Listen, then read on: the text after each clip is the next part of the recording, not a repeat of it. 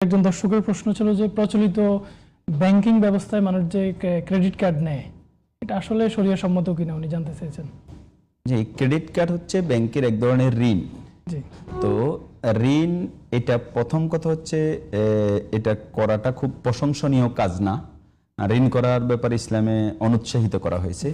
রাসূলুল্লাহ সাল্লাল্লাহু আলাইহি সাল্লাম নামাজে আল্লাহর কাছে প্রার্থনা করতেন, শেষ বৈঠকে দোয়া মাসুরের সময় একটা দোয়া পড়তেন যে আল্লাহুম্মা ইন্নী আউযু বিকা মিন আযাবিল কবর ওয়া আউযু বিকা মিন ফিতনাতিল মাসিহিদ দাজ্জাল ওয়া আউযু বিকা মিন ফিতনাতিল মাহইয়া ওয়াল মাউত ওয়া আউযু বিকা মিনাল মা'সামি ওয়াল মাগরিব।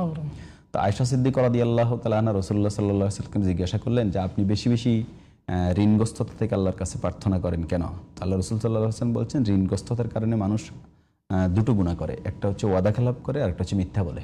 এবং এটা বাস্তব আমাদের সমাজে দেখবেন কেউ কারো পাওনা টাকা ঠিক মতো দিতে না পারলে ওয়াদা দেয়, ওয়াদা খেলাপ করে এবং বিভিন্ন অজুহাত পেশ করে কেন দিতে পারছে না, মিথ্যা অজুহাত পেশ করে। তো ফলে এই ঋণটা দুটো গুনাহের কারণ হয়ে দাঁড়ায়। ঋণ তো শুধু ঋণ, এজন্য ঋণ না করা হচ্ছে সবচেয়ে ভালো। এরপরে কেউ যদি যেহেতু ক্রেডিট কার্ডে একটা ঋণ দেয়া থাকে, খরচ না করলে পরিশোধ করা লাগে না, এটা একটা ফ্যাসিলিটি, সুবিধা।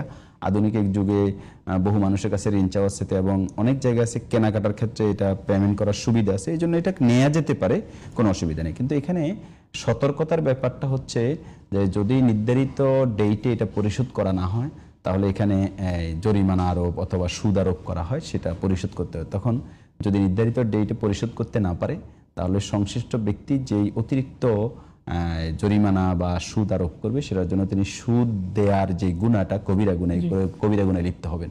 তো এই জন্য এটা যে কোনো মুহূর্তে অ্যাক্সিডেন্টলি তার এই টাইম ওভার হয়ে যেতে পারে।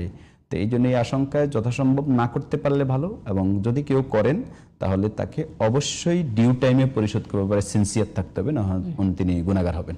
তো সেই ক্ষেত্রে এই ডিউ টাইম পার হওয়ার ক্ষেত্রে ইসলামী ব্যাংক, নন ইসলামী ব্যাংক আমার জানা মতে সবগুলোতেই সেম নিয়ম।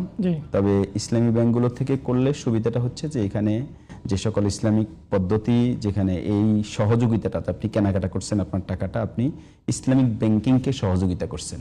আর সুদভিত্তিক ব্যাংক থেকে করার অর্থ হচ্ছে আপনি সুদভিত্তিক ব্যাংকে সহযোগিতা করছেন। এটাও কোরআন কারীমের একটা বক্তব্য আছে, সূরা মায়দা আল্লাহ তাআলা বলছেন তাআওয়ানু আলাল বিররি ওয়াত তাকওয়া ওয়া লা তাআওয়ানু আলাল ইসমি ওয়াল উদওয়ান, যে সীমালঙ্ঘন এবং গুনাহের কাজে তোমরা সহযোগিতা করো না পরস্পরকে, বরং তাকওয়া এবং নেক কাজে পরস্পরকে সহযোগিতা করো। এজন্য যথাসময়ে পরিশোধ করার সিনসিয়ারিটি থাকলে নেওয়া যেতে পারে।